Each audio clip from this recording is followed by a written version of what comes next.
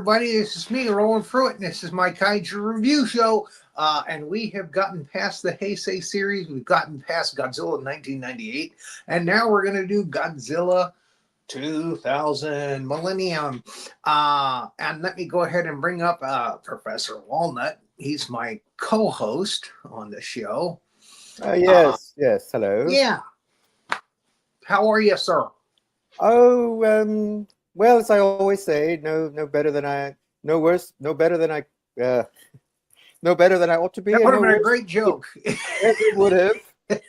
Let's start over again. Let me ask you again. Hey, how are you? Well, I'm so glad you asked.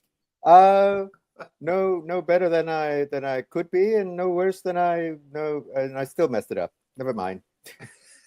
No better than I could be, and no worse than the other guy in the other room. Well, it was a noble effort. It was a good try. I tried, but sometimes the mouth simply refuses to function correctly. Sometimes the magic works, sometimes it doesn't. Exactly. Yes, yes. In honor of the fact that we've gotten to Godzilla 2000, we're in the home stretch. I put a nice little poster up behind me, Godzilla, new Godzilla, you know, this millennium. And that's what this movie is. It's Godzilla, even though it was shot and released in 1999, it's Godzilla 2000 Millennium. Mm-hmm. So, not a bad movie. Actually pretty good. Not a great movie, mind you, but I think Orga is probably kind of a weak kaiju. But this week I realized the implications of the whole alien thing were a lot nastier. I didn't remember them being that nasty before. And no, this one, yes. I've got a notebook here, and it's got, you know, one of those little ripped pieces of notebook paper in the spine? Yes. And that drives me nuts, so I got to pull them out. Oh, yes. Yes. That's like having a worm in your ear. Mm. you gotta pull it out. Anyway, I digress. Let's go ahead and get to our timeline. All right. This, of course, is a Toho film released through TriStar in America. They were the ones that brokered the deal in America on this one. They actually did their usual dubbing job. It's kind of weird. So this guy is Professor Yuji Shinoda, played by Takahiro Murata. If you recognize him, he actually looks very different. He was in a couple of the Heisei Godzilla movies. Most notably, he was in Godzilla versus Mothra, Queen Mothra. He's the guy that takes the two fairies and gives them over to the businessman. Anyway, he redeems himself by the end of the movie. He's a good actor. I like him. He is a researcher. He researches Godzilla, and he tries to find out things about Godzilla that are interesting, scientific things, and he hates the fact that people want to kill Godzilla. His daughter, Io Shinoda, is played by Mayu Suzuki. Now, this film is 25 years old, so she's all grown up now. She's, probably got a family of her own, got a little one of her own, and the woman up in the front seat is a news reporter trying to get pictures of Godzilla, and she figures the best way to get a close-up picture of Godzilla is to hang out with this guy. She is Yuki Ichinose, and she's played by Naomi Nishida. And so they are on the trail of Godzilla. They've got readings. There's a guy that kind of has a kind of a sonar thing that kind of tracks Godzilla, and then he calls him up and he goes, "Hey, I think he's going to appear here," and then they go there. And here's a lighthouse on the coast, and of course there's Godzilla at the lighthouse, and we get the credit, Godzilla 2000. Dun dun dun. Yeah. Yes. They used the Godzilla theme by Akira Ifukube in this, but the other music in the movie, is done by somebody else, and it's okay. Not one of my favorite. No, but it's not too terrible. I mean, it's always exciting to hear the original Godzilla theme, but The rest of Yeah, it, it's just nice background music. Nothing. they do a good job with the Godzilla theme. They do, Yeah, yeah, and it comes in when it's supposed to. So, yeah. and at the end of the movie, it's very impressive. Hmm. When he I goes want to. I want rampage. to. Yes, I want to say that the opening scene with the lighthouse. I almost feel like it might be a little nod to the Beast from 20,000 Fathoms. Is it? I've said all along that Beast from 20,000 Fathoms was one of the things that led to the original Godzilla. Hmm. It was one of the movies that started the giant monster craze in America. Hmm. King Kong had been done decades before, and they did Mighty Joe Young, but it wasn't as successful as King Kong. It wasn't as impressive. So I've said all along that I think The Beast from 20,000 Fathoms was a huge influence on Japan's decision to make a giant kaiju movie like that, Hmm. similar to that. And of course, that led to a string. It made so much money, the original Godzilla, that it made for Toho, that it led to, a string of, Mothra, Varan, Rodan, the Mysterians, of movies with giant kaiju, Right. a whole universe of giant kaiju. Yes. So okay, so yeah, we don't really see anything else from the lighthouse. Godzilla has a boat in his mouth and it cracks in half and it falls to the ground and the guy's trying to run away from Godzilla. Ah! Yeah, and it definitely has a kind of a Beast from 20,000 Fathoms kind of feel to it. Mm. I agree. There is a scene in Gamera that's also at a lighthouse that does the kind of the same thing, and that was in the 60s. So it's been done a Oh few yes. times. The lighthouse thing has been done, folks. Um, so here, this is a little Godzilla has come ashore, and it's night. And again, it's a new looking, sleeker, more lizard like Godzilla. I kind of like this suit, actually. I really do. It kind of harkens back to 1962 and the King Kong from Godzilla suit.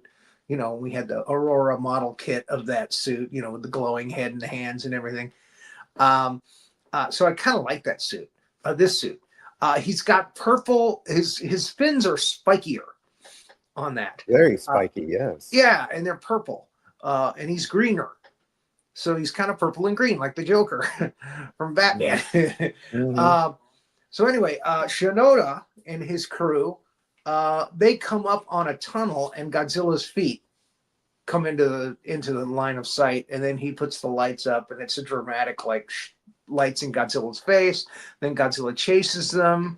They go into the tunnel. Godzilla starts putting his feet through the tunnel. They start to go back.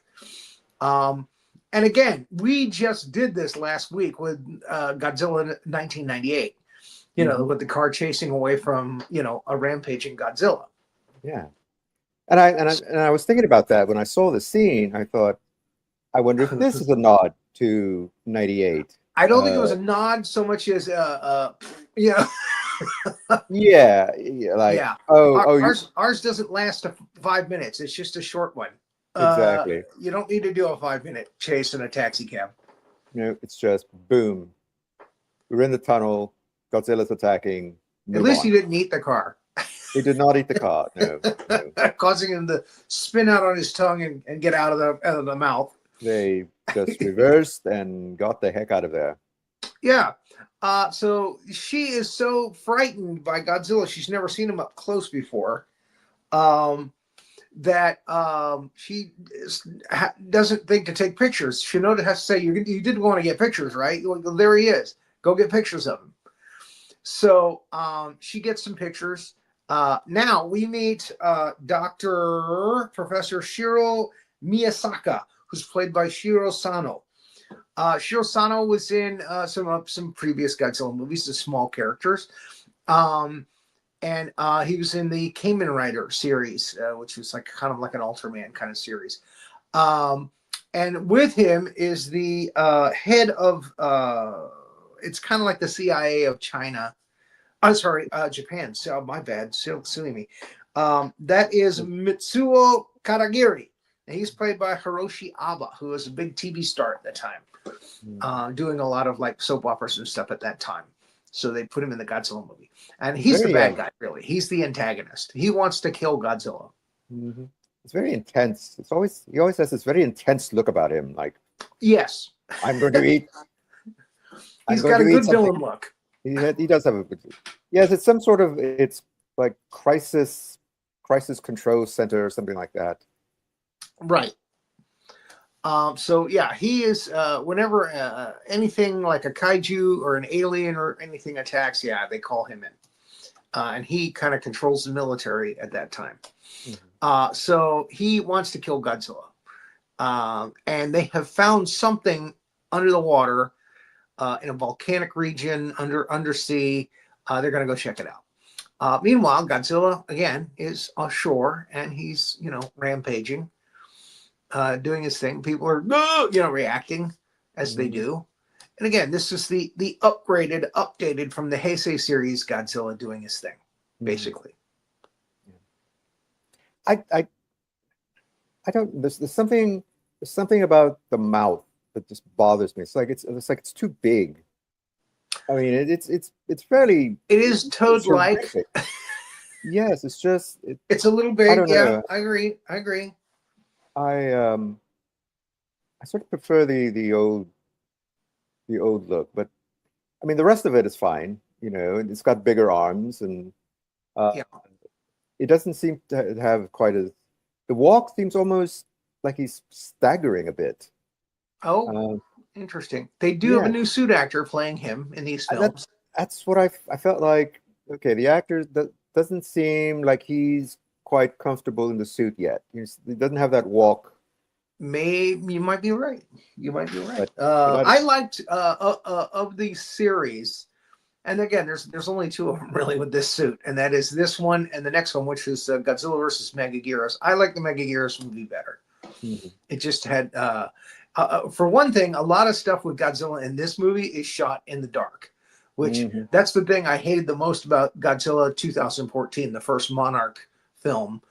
Was that all of Godzilla's action was basically in the dark. You could barely see it. This one is not as bad as that, but it's very dark. So here again we have Godzilla, rampaging in the dark, and there are some flames in the background. You can see it, kind of his outline and everything, and that's kind of cool. But Shinoda has gotten basically what he wants tonight from getting close to Godzilla. But unfortunately, again, they got too close, and it was like, woo, got away. I think they wanted to make Godzilla seem dangerous again. Yes. Well, I mean, in the Heisei series, he rampages a lot, and again, he's just thrust into the way of another monster, and he has to fight him. So he's the lesser of two evils. But yeah, I mean. Yeah, he's a mean green MFer. Yes. So Shinoda takes the stuff back to his lab to kind of takes his notes and puts stuff in the computer and everything. He's making up stuff and what do I see here? Oh, it's them driving away from Godzilla. They actually drove past him and got everything they need, basically. So they're heading back. Now, what she doesn't realize, this reporter, is that, and they mention this. They don't mention this in a lot of the later Godzilla films, but if you get too close to Godzilla, he's radioactive. So that means your film is going to be ruined. I thought that was a nice touch. Yeah. Her editor basically explains that these are all milky and foggy because you got too close to him. Next time, don't get so close to him when you take pictures because he irradiated your film. And these are the guys from CCI going in a little mini submarine looking for, it's a giant kind of rock. And I guess there's some kind of signal or something coming from it that makes them interested in it. And this is at her building this is important that we see the building because the alien ship later lands on top of that building. Mm-hmm. And I whoever wrote this film seems to be a Superman fan because the editor, he writes like Perry White. In one scene, they even have in the English dub, "Great Caesar's," he says, "Great Caesar's ghost." And that's later when the alien ship comes and jumps or lands on top of their building. So anyway, this is when he's telling her film is ruined because she got too close to Godzilla. And again, in the early Showa Godzilla films, there was always an editor for a newspaper that was always, I think, all of the early ones. Mothra, Godzilla versus Mothra, Ghidorah the Three-Headed Monster, King Kong versus Godzilla. There was always an editor. And always it was a hard cigar chomping type editor. Hey, you got to get me the story. And so yeah, that was a nice little harken back to that. Mm-hmm. And here we have the daughter and Shinoda going over their notes and stuff. And then Yuki comes back. She needs to get more pictures. And the daughter, Io, is making her pay up. Well, you got to, in order to be a part of our organization, you got to pay the dues. I can't, but this is incredible. I can't, this is expensive. I can't afford this. Okay, well, you gotta cover some of our expenses. Mm-hmm. So they're nickel and diming. Very, very clever, because at first it's just like, it's charging her like 20,000 yen or something. So I can't pay this. And so, well, how about this? You just pay for our gas then. Yeah, pay for the gas, pay for our meals, pay the tolls. So a lot of the earlier Godzilla films, you hated the kids. The kids were annoying. They weren't funny. They weren't smart. They were just annoying. Look, it's Godzilla! Here comes Godzilla! It's that kind of situation. But this kid's actually very smart, very shrewd. You feel like Shinoda was a good dad, that he raised her right. I was not annoyed by her at all. She was very calm and quiet through a lot of this movie. Good kid. Yes. All right, so we got these ships around this giant rock, and they're going to raise it up from the volcanic region. They got balloons wrapped around, ropes wrapped around the bottom of it, and balloons that they're filling up, and they're gonna raise the Titanic here. So they start the raising, and then whatever it is, this rock destroys the balloons and raises on its own. It's like, yeah, you try to raise me? Yeah, I'll raise when I want to raise, damn it. And it comes to the surface by itself. And they're all like, oh, look at that. Flying rock. It's a floating rock. How is that possible? It's millions of years old, too.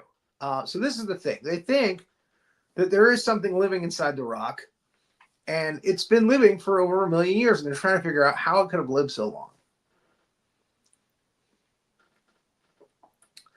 So, trying to see what I'm looking at here. Oh, they get another call from their Godzilla guy saying, hey, Godzilla's going to be here. You got to go. So they start packing up their stuff to go see Godzilla again. Yeah. And we discover that Io is apparently she's the cook because mom is not there. She is the cook. She was cooking dinner when they get the call. True enough. Yes, we were talking about that. I don't know if it was early. I believe before we started the program, we never find out what happened to her mom. What happened to? Yeah, before the program, we talked about this a little bit. They don't say where her mom is. Or if her mom died, or if she left because he was too much into Godzilla, or whatever. If they did, it goes right past you. I mean, I don't know what happened to the mother. All I know is that Yuki, the reporter, kind of gets like mushy with him after he saves her life later by getting around the building before it blows up. Her news reporter building, and again that comes up later. So then she starts to like him, and she likes the daughter too, I think, even though the daughter makes her angry, makes her pull her hair out, but she likes the daughter. Again, she's a good kid. The kid calls her an idiot, I think, at the very beginning. Like, oh yeah, you're not smart. Because she's trying to explain some sort of, technical mumbo jumbo, and the reporter's like, hey, what? Like, oh, you Yeah, idiot. she's got a problem with female reporters, like some other people we know. Oh, I oh. went there. Hey, shut up, Piggy. Uh, okay, so they're off to find Godzilla again when he comes ashore, and a CCI has been reported that hey, Godzilla's coming. So they get ready. This guy again, Matsuo Katagiri. Katagiri meets up with Professor Shinoda and his daughter and Yuki, and it turns out that they have a history. They know each other, and evidently the professor left Katagiri and his group because they wanted to kill Godzilla, and he goes, he should be studied. So anyway, we established that they do have a history, and that means the other professor that's with Katagiri also knows Shinoda. So it's dark here. Oh, that's I just explained that. Yes, yeah. They meet up on the beach, and we find out they have a history. Yeah. So I will never join you. Like, yeah, that's Godzilla. Right. I'm gonna kill him. I'm gonna be the one to kill Godzilla. This is one of the few times he actually smiles in the film, and it looks even worse than when he's not smiling. He just looks evil. He's just got that kind of look. He's like Satan in Japan. He's very charming, yet you just know he's lethal. So yeah. Now the rock, which has been floating next to the ship, just raises straight up, kind of like the monolith in 2001: A Space Odyssey. It seems to be reacting to the sun. So there's a sunrise, and it's like, oh, sunshine. Well, there it is. The military comes in to take on Godzilla. So we have tanks. We know they're not going to work. Yes, we. But already know. We do have a scene right after this intro of the tanks, saying that they have created missiles that'll pretty much shoot through anything, even Godzilla. That's their hope. There's the general there showing these missiles going through like 4 walls of concrete. These are real armor-piercing missiles, and they've got some rocket launchers loaded with them, and some airplanes are going to have these rockets loaded on them. So Godzilla. Oh, but first they say they have landmines or underwater mines. So that's the first thing that goes off that tells you that Godzilla's coming. I can't remember. I think there was a film. No, I don't think there was a film that actually shows Godzilla swimming. They show him walking under the water in some movies, but I don't think I've ever had one show. This is the first one, I think, that shows him actually swimming through the water. And they do that with CGI. Right. Well, this was the first Godzilla movie to utilize CGI. The first Toho movie not to show him swimming. I mean, if we count Godzilla 98 as a Godzilla film, okay, Godzilla, right. They show him swimming. That's right. You're right. I think this is the first Toho film. That shows him My swimming. bad. And it is CGI, as you said. Yes. You were correct, sir. They did show him swimming in 98. So. Right, because there was that whole scene with the submarines and all that business. Yeah. Okay, so the tanks shoot at him. It just bounces off. Shinoda has got his own little motorcycle that he's riding around on to try to get close to Godzilla. The helicopters come in. They've got rocket launchers. They're going to fire out at Godzilla. It's not going to be that effective. Blasting. As we all know. I mean, because Nothing can scratch that impenetrable hide. they come in playing Bride of the Valkyrie. Or what's another movie? Godzilla don't surf. Um, so they start shooting. No, this is not the missiles yet. No, this is just regular fire. And again, it's just bouncing off him as usual, because he's Godzilla. And he just keeps moving forward. Nice try. I'm Godzilla. Come on. I do apologize for all the black in the slides. This was the screenshots that I got had black bars on the bottom and top and bottom, and it just would have taken me weeks to cut all of that out. So sorry, just got to deal with it. A lot of black border in these. I do like some of the impressive shot setups that they do, like the tank and Godzilla there. I like that. That harkens back to the Showa series, the early Showa series, with one of my favorite scenes in the Showa Godzilla series is King Kong versus Godzilla when he breaks out of the iceberg, and then they show him wading ashore, and he comes ashore and battles with tanks and everything and burns them all up. That's a great scene, and the way he moves and the way his tail moves around and everything is really cool. Anyway, so Katagiri is watching, of course, and they shoot the missiles. And Shinoda's on his motorcycle, and he's trying to watch. He's trying not to get too close, but he's trying to get close. And sure enough, we can see little bits of Godzilla coming off of him with these missiles.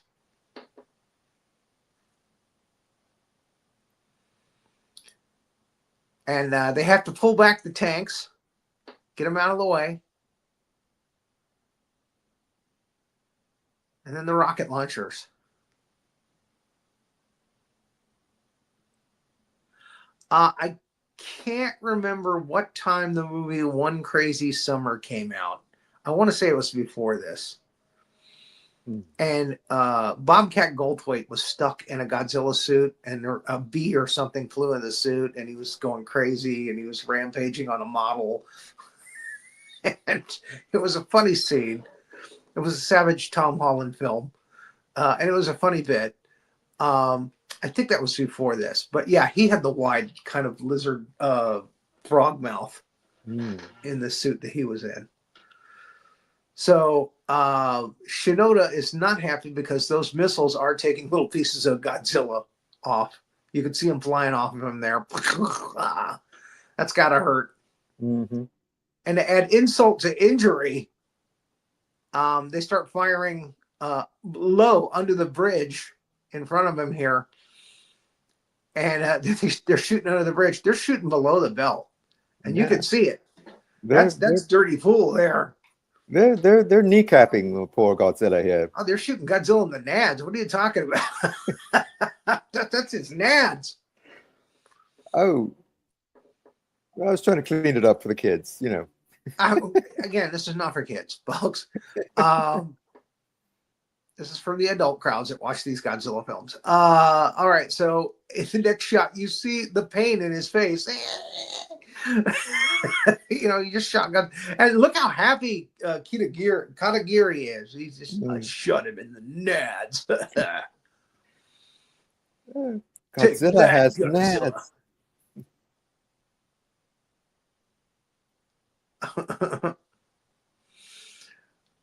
So the guys on the boat, they're like, what the hell's going on with this thing? It's standing straight up. It's kind of crazy. And it's moving again. It's making signals again. And they go out to look at it, and it takes off. Comes up out of the water and takes off. It's a spaceship. That's what it is. It heard Godzilla screaming because his nads were getting burnt, and it decided to go see what it was all about. So the airplanes come in. They are shooting missiles, these Godzilla piercing missiles, at him. And then the other professor says the UFO. He calls Katagiri and he says the UFO is taken off. It's left. Professor Shiro Miyasaka. He calls Katagiri.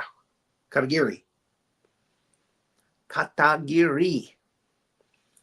And again, there's the CGI. Not great CGI, mind you, but again, it's a step forward. It's into a new 1999. realm. And so everybody reacts when they see the spaceship show up, including Godzilla. What the?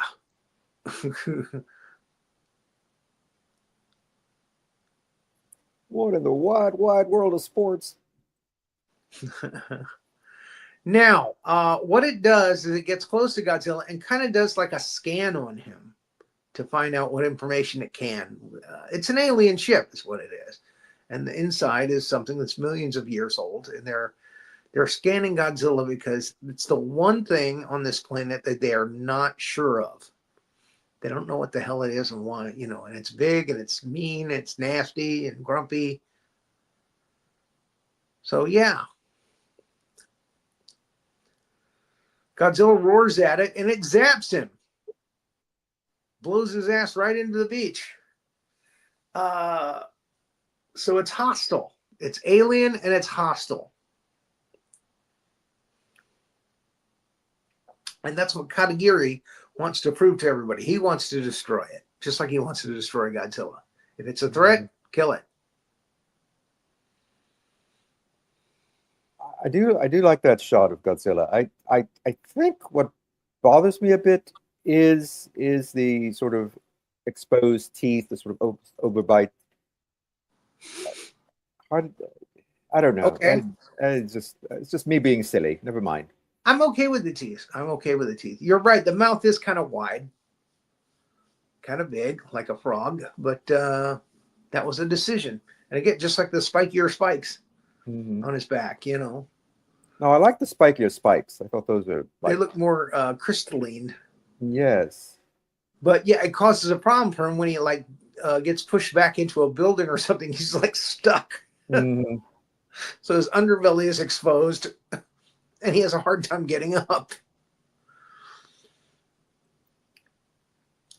So yeah, he's not going to take that again. He sees that thing glowing. All of a sudden his spikes glow. This is actually the first time he uses his heat beam in this film. And it's different this time. It's a slow burn starting. And he zaps the alien ship and it takes off some of the rock at the top and you can see silver underneath. And that proves what everybody suspects, and that is this is a UFO. This is something from another planet. And there's Shinoda reacting. There's a train going by. They're watching everything out the window, what's going on. They're like going, whoa, whoa. That is not a bullet train. No, just a regular train.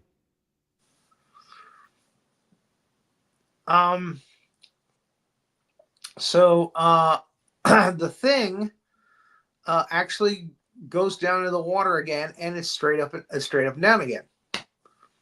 And I guess it's because it was hit by Godzilla, it needs to rest. It needs to recuperate, I guess. I'm not sure. They're not sure either. So, okay, Shinoda takes this moment to go to where Godzilla was on the beach, puts in one of his footprints, and gets a Godzilla cell from inside the footprint. And he examines it back at his lab, and he discovers that Godzilla has regenerative properties.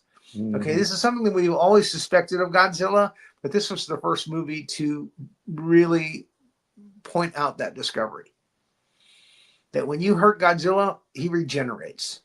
Now, again, a couple of movies ago, I was making nutsack jokes about them destroying Miki Sagusa, destroying and that regenerated. But they didn't actually address that situation other than that at the very end of I think that was Godzilla versus Mechagodzilla 93. his sack.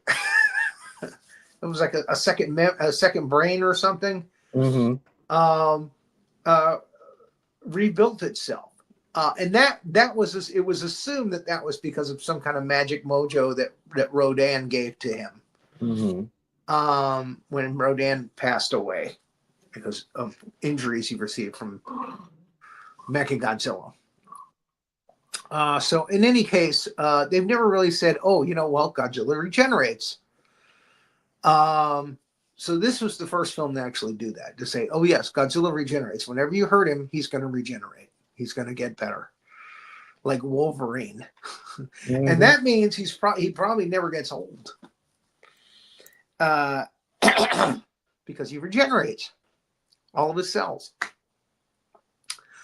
So they're watching over the spaceship, and is this where it busts free? No.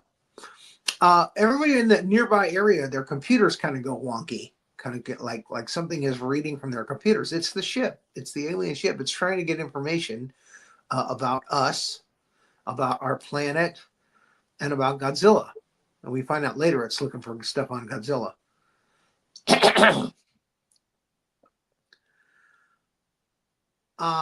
So Shinoda decides, I need to work with Katagiri and Miyasaka. And I need to tell them about my discovery, which is, I think they call it Cell G. G1, I think. G1, yeah, which is the regenerative property of Godzilla cells. Excuse me. So, Katagiri is not totally on board with having Shinoda back, but Miyasaka is. He's like, no, this is going to help us immeasurably. So they look at some Godzilla cells, and he explains this to Miyasaka, and they feel like it's old times again. Wow, I remember we used to do this in college. Blah blah blah blah blah blah. Mm-hmm. Yuki thinks, yeah, I'm out of my league here. I'm going to go back to my office. And she gives him a nice little goodbye through the window, which shows that she actually likes Shinoda now. So this is where he tells Miyasaka about G. You just said it a minute ago. G1. G1. Mm-hmm. And Miyasaka's like, that's amazing. And they can see in the microscope, or on the electron microscope, the Godzilla cells repair themselves.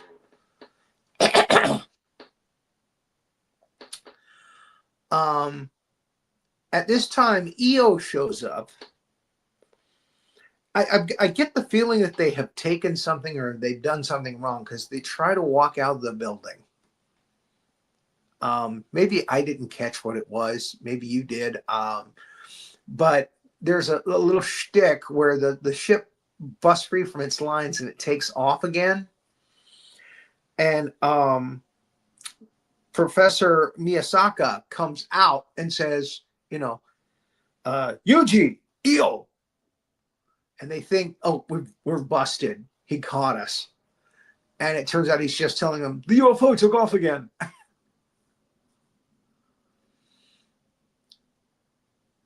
I don't recall. I don't know. Maybe they were just like, whoop.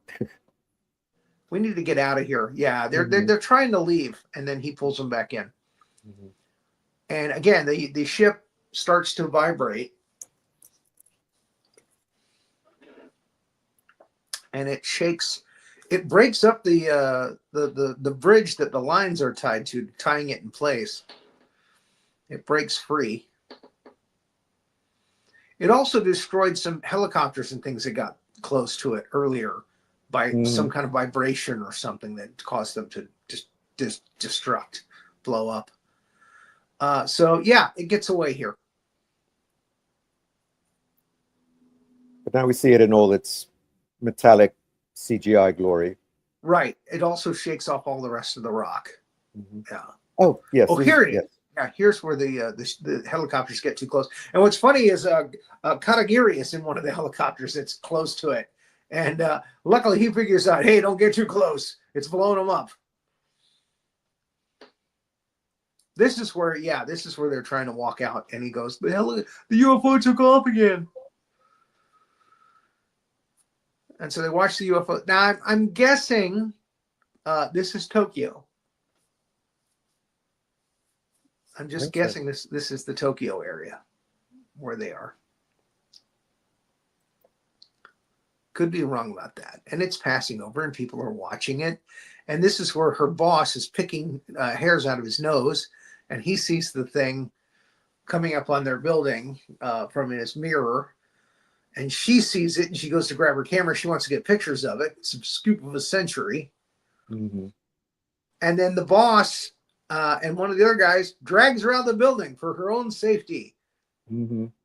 And the ship lands on top of the building like it's a landing dock. And you always hear the expression being dragged off, kicking and screaming. She literally is dragged off, kicking and screaming. Kicking and screaming. Yeah, she wants to get pictures, damn it.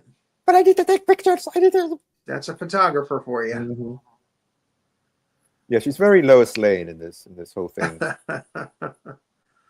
Yeah, again, with the whole newspaper thing, you definitely get a kind of a metropolis. What was the newspaper from Superman? The Daily Planet. The Daily Planet. You get a Daily Planet kind of feel. Yes, you do. So they drag her out. Everybody's reacting to this thing landing on that building for no real reason that we know of. And people are shuttering their businesses, taking kids off the street, that kind of thing, Ooh! And there's a lot of people that are kind of like waiting around. Oh, we'll get to that in a minute. That's later. This is everybody trying to get out of the building. They're afraid that it's going to collapse. And now this is interesting. This is the war room, I guess, where the generals and all meet. Look how small that table is compared to some of the other movies that we've been through. Mm-hmm. It's like, whoa, this is what the budget allowed, really? So that's a really small table compared to what we've been served up in like Destroy All Monsters and other films in the Heisei series. Where the war room was huge, humongous, electronic. Big giant screens behind them. Well, I think they spent most of the budget on the miniature sets and the special effects. They did do again the first scene with Godzilla was outside, and there's a bridge there, but it's mostly beach. Mm-hmm. And yes, the fight between him and the alien when it becomes Orga, that has some impressive city work.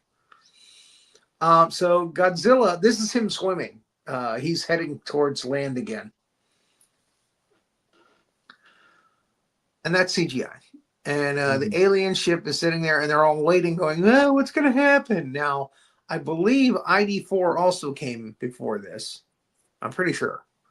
Late 90s, right? And they were doing that. Everybody was waiting for the aliens to do something. And then, of course, the aliens flew everybody up. Mm-hmm. So we were expecting that to happen here, but it doesn't happen because this is for kids. They're marketing to kids now. Yes, there's a very similar scene when the ship blows up the building. The way the building blows up to what happens in ID4. I think ID4 was in 95. Yeah, it was mid to late 90s. Yes, this building, which is the newspaper building, yes, that's what happens to that. Like you say, the windows blow out from top to bottom. Mm-hmm. And there's a lot of product placement with Apple computers. Well, and she's looking at her computer, and it's doing the thing again, where it looks like somebody's reading all the stuff that's on her computer, and she looks over to the building and the alien ship on top of it, and she's like, it's them. It's them.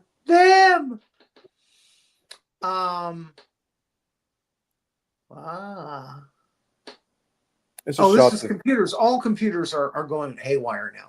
Mm-hmm. It's draining the computers of information, and somebody makes a comment that in so many hours, all of Earth's, I think it's Dr. Miyasaka, says all of Earth's, and the infrared here shows that there's kind of invisible tentacles coming down and into the building and down into the ground, and it's attaching itself to network cables, and yes, it's taking all of the data.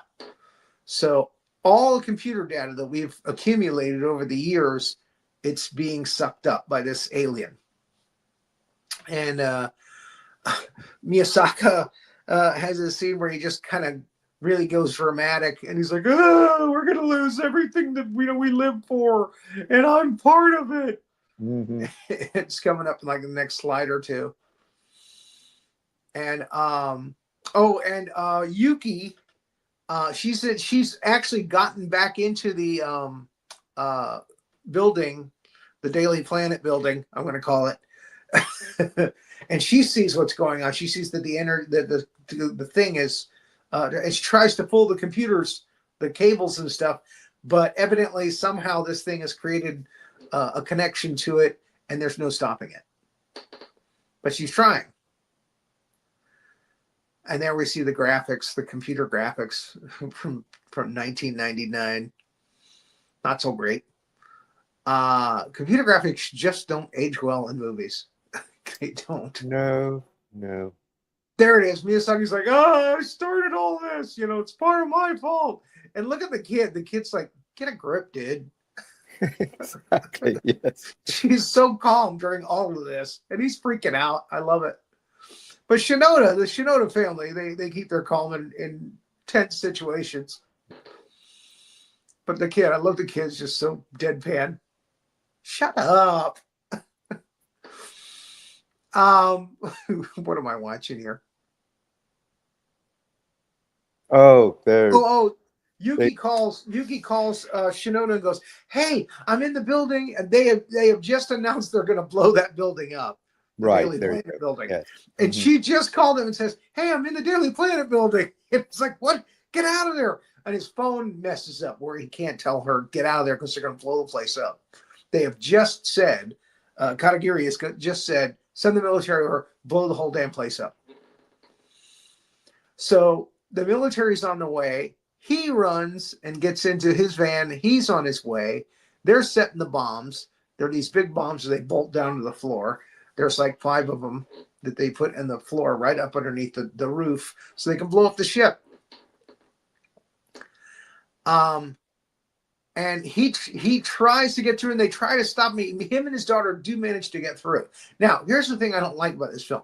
He took his daughter with him into a building that he knows is going to be blown up in like 8 minutes. That's not a good dad. No. That's not a good dad there. So anyway, they get into the building. They get to Yuki, and they tell her, "Hey, the building's going to blow up." She goes, "Yeah, but we got to stop this. The aliens, look at them. They're trying to get Godzilla.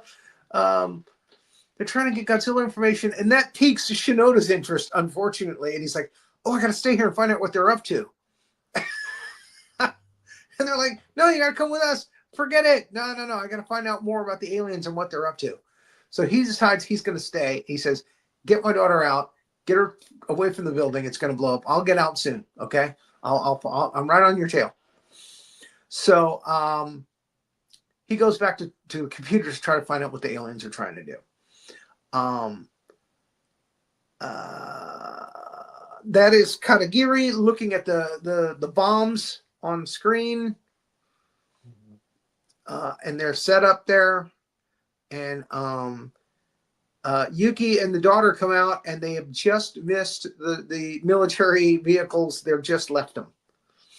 So they get into a sports car. They race up next to the military vehicles. They're like, "Hey, there's a guy in the building. Professor Shinoda's in the building. Don't blow it up." And he calls Katagiri, who's about to go nuke on the building. And Katagiri decides to do it anyway. He's like, This is blowing it up.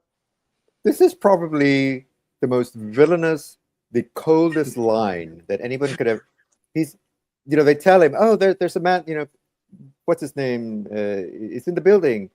So, Yeah. "Well, I guess I'll have to send extra flowers." Uh, I totally missed that line. That's funny. So yeah, he's nasty. He's just like, nope, Mhm. blowing it up. even Mayasaka is like, because he's just been kind of reminiscing about how great it was in the past when Shinoda was on board. Even he's like, no, don't do it. So now Shinoda realizes, okay, I got like 3 minutes to get out of this damn building. I got to get moving here.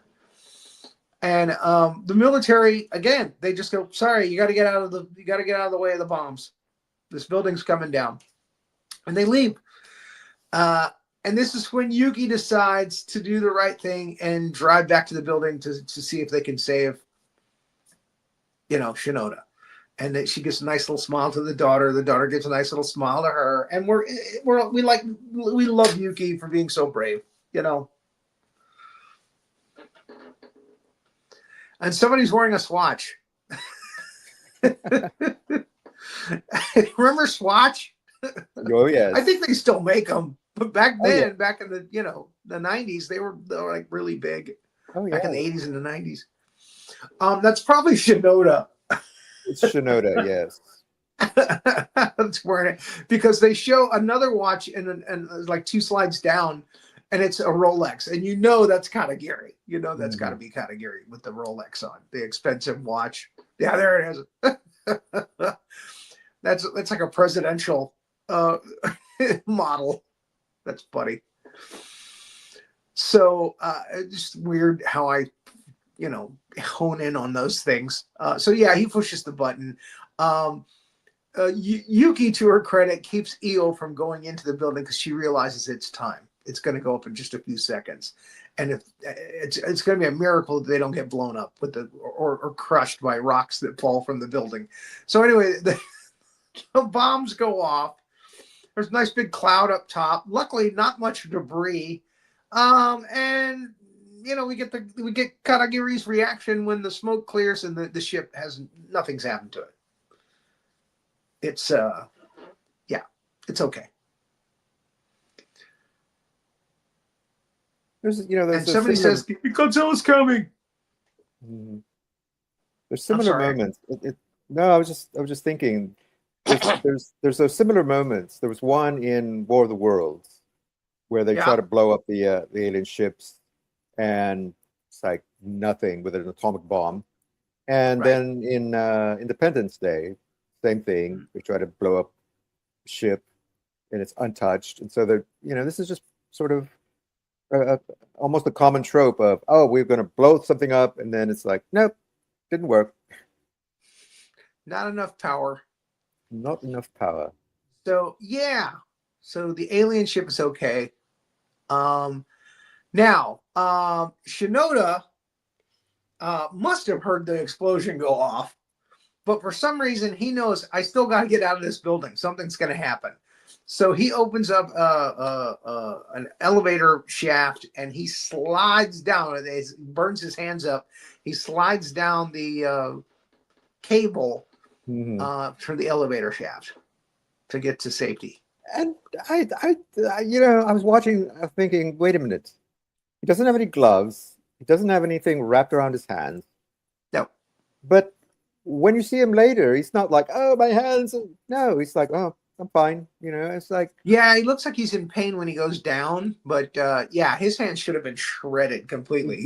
exactly. He's hugging his daughter later when he sees her, and there should be blood all over her, but there isn't. Yeah. Anyway, again, kids' movie, Hmm. so just suspend your disbelief. Oh, yes. So yeah, he slides down, and sure enough, the alien senses Godzilla's coming, and it destroys the building, like you said. It blows up from the top down. Hmm. And Shinoda gets to the bottom just in time, evidently. Because when Yes. Yuki and the daughter come looking for him, he comes up out of a underground grate. Hmm. You see his fingers come up through the grate and pull it up Hmm. and come out, and they look around, and there he is.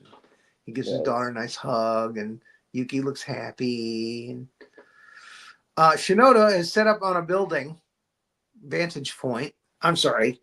Katagiri is set up on a building, a vantage point, and Shinoda comes in. He knows where it is, evidently, somehow. And he comes in, he goes, "Nice try, asshole." Again, it's a kid's movie, but they have that line. Mm-hmm. Trying to kill him, obviously. So yeah, he's eating crow at that point, Katagiri. But again, he's Mr. Cool. He won't show it. So now is when they find out that the aliens are trying to, they're going to take over the world and make it their own. And they have already started changing the atmosphere so they can breathe on our world. And they're interested in Godzilla because of his regenerative properties. And they think that G1 Yes. will help them to evolve to live on this planet. And they're going to start their kingdom here, the 1,000-year kingdom, something like that. Anyway, so all of this comes out at this point. And Godzilla shows up. Godzilla's coming. Dun, dun, dun, dun, dun, dun. Excuse me. I don't know where that came from. And now I'm not sure what this is. It's a kind of a scan, it looks like, but there was no destruction or anything. It's just like a white radiation coming from the ship back towards Godzilla. Like, oh, he's coming. It's an effect. What can I say? So there's Godzilla making his way towards the ship.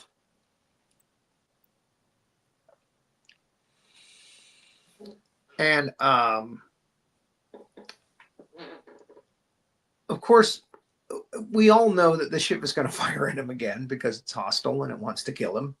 Mm-hmm. Or hurt him enough to where he's dazed and it can get its G1 cell. Mm-hmm. And the ship lands on another building. Yes, it does. This is its thing. And again, it puts its little invisible tentacles through the building down into the ground. And I was going to say, this alien is like the. Obviously, there was some homage to John Carpenter's The Thing, because that alien is a shapeshifter, morpher. It absorbs other entities and can become like that. And that is the case here. It latches onto Godzilla. In this case, it latches onto him with underground cables, I think. It manipulates underground cables. And again, this is kind of a nod to Biollante, Godzilla versus Biollante, that has vines that move up under the ground and grab Godzilla. There seems to be a fascination with the Japanese with tentacles and tentacle-like things. Let's not go there. We've gone there one too many times already. So Godzilla now, his most powerful weapon is his heat ray. So we see the fins light up, sure enough, and he uses his heat ray, and boom, he damages the ship and gets free from his bonds. It zaps him again, pushes him back. Knocks him down. Yeah. And then it starts to collect G1, I guess, from him. Mm-hmm. And it starts to morph. It starts to change. And the tentacles come down, and we can see them this time, and they go down to the ground. It becomes like this stingray kind of alien thing. CGI. Obvious CGI. This is like a TV show CGI. You know, it's like really cheap looking. Mm-hmm. Like they did Jason the Argonauts. They did a remake of Jason the Argonauts with CGI, but it was like a TV movie, so they didn't have a lot of money for really good CGI. So you're looking at it and you're going, yeah, CGI. It's CGI. So again, it has developed so much over the past 25 years. I mean, it's just amazing now. You can Hmm. hardly tell when a character is CGI. Yeah. Well, when we get to Godzilla -1, we're really going to see the difference. Oh yeah, yeah, yeah. Okay, so Godzilla gets up, fins light up again. He's like, "No, you're not taking my cells." And they're watching as he zaps the thing again, and this time he really does some damage to the alien being, or the I'm sorry, the alien being has become separate from the ship now. There's two things now. There's a ship, and then there's the alien being, which is giant now, and he zaps the ship, and the ship goes down. And now the alien has morphed into a Godzilla-like kaiju, which we know as Orga.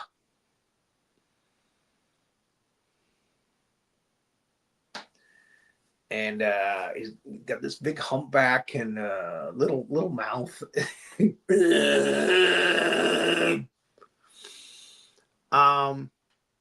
that's him in Orga face. And again, it's very dark here, so you just see him facing off. And I think the ship comes back, half of it. It seems like he's blown up half of it, but half of it is still flying around and zapping. Hmm.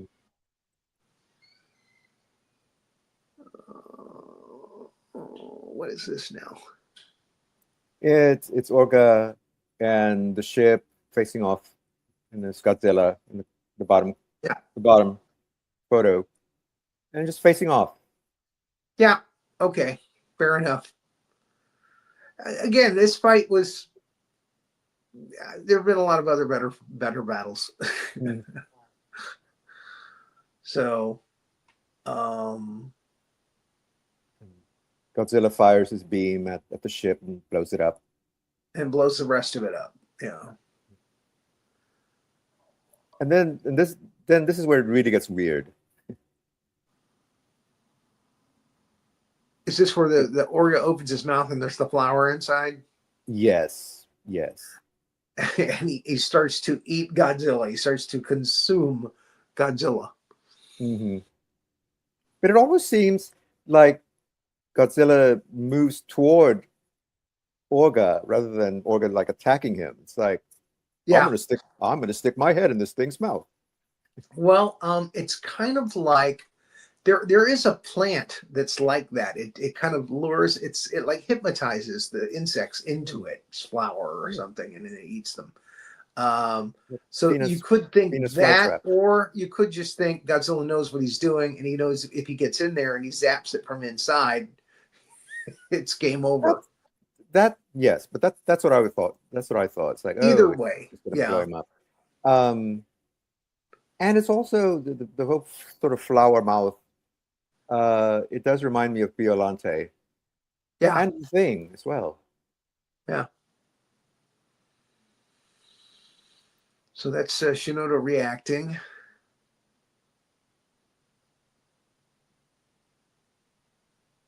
Has the flower thing happened, or Yes. okay, all right. So yeah, it tries to eat him, and Godzilla, blows it up from inside, basically, and that does him in. That's it, kills him. Oh no, I'm sorry. No, no, no, no. This is where it starts right here. It Yeah, he opens. zapped him, and it regenerated. That was Mhm. what happened before. That's it. So now Yes. we know that he's got that regenerative property of Godzilla now. So that's not Mhm. good. Yeah, this is the flower, because yeah, I Mhm. did like 2 full slides of the flower of him eating Godzilla, so you Mhm. could see Yes, it. yes, yes. So yeah, the next slide I think is just one. No, it's a dual slide. But there's one slide here. It's just the whole slide is Godzilla being eaten by Orga. I mean, he's got his mouth pretty much all the way around him. There it is. You just see a little bit of Godzilla's spines. He is totally being eaten by this alien. But then we see the spines light up. I remember watching this in the movie theater when it came out in 1999. And I remember the whole crowd cheered when they saw his fins light up, because they all knew what was going to happen. So at that point right there where the fins started to light up, they were like, yeah! There was a huge cheer from the crowd. It was the biggest reaction in the movie. And of course, he just obliterated him from inside. Same thing with Godzilla in 2014 when he grabs the Muto's mouth and breathes down his throat. So now the people that are watching from the ledge there, they're like, oh, did Godzilla kill himself at the same time? But no, Godzilla can withstand his own heat ray. He is impervious to it, I guess. So they see Godzilla looking back towards them. He's coming their way. So like, hey, yeah, he can see us. Let's get out of here. And Katagiri decides to stay there, and he lights up a cigarette. Too cool for school. So Godzilla gets there, and Katagiri is like, oh, really? Yeah. He lights a cigarette. There he is. And Shinoda, being the good guy that he is, he even tries to save him. He tries to pull him back, and he won't let him. He pushes him away. And in Star Trek II, The Wrath of Khan, there's a scene where William Shatner is, where Khan leaves him in the middle of the planet, leaving you in the middle of a dead world, buried alive, that kind of thing. And Shatner goes, Khan! It does that long kind of, and this is just like that. This is the kind of thing that, people put clips of this in other things, just to show it, where he goes, Godzilla! That's what he does. He just says, Godzilla! And then Godzilla just takes down the ledge. He takes down that part of the building that he's standing on, kills him. And Shinoda, still such a good guy. He's still reaching down over the edge. Katagiri! He's trying, just let him go, dude. He's beyond help. Let him go. So Godzilla just moves on. He's like, yeah, light a cigarette in front of me, will you? That's not a non-smoking ledge, dude. He moves on. And they all watch him, and Shinoda says something to the effect that maybe there's a little Godzilla in all of us. And then the last scene we see is Godzilla rampaging. And again, I'm guessing this is Tokyo. And he's, just burned the place up like in the first movie. Like, I'm back. And they're playing the Godzilla theme. Dun, dun, dun, dun, dun, dun. Dun, dun, dun, dun, dun, dun, dun, dun, dun, dun. And then we get the credits. Dun, dun, dun, dun, dun, dun, dun, dun, dun, dun, dun, dun. There he is, doing what he does best. Oh no, there goes Tokyo. Oh no, Godzilla. And that's the end of the movie. That's it. Godzilla 2000. So thank you, Professor Wallnott, for joining us, keeping this rolling forward. I hope Anastasia is doing well in Romania. We saw a video last week where it was kind of scary. She's got family there. A little peculiar. Yes. Well, hopefully she'll send us more on her little trip. So I hope she's okay. Miss her very much. Yes, we all do. Yes. All right. Thank you for joining us for Godzilla 2000 here on Roland Pruitt's Kaiju Review. Next time we're going to do Godzilla versus Megaguirus. So definitely tune in for that one. And thank you, and keep watching them Kaiju films.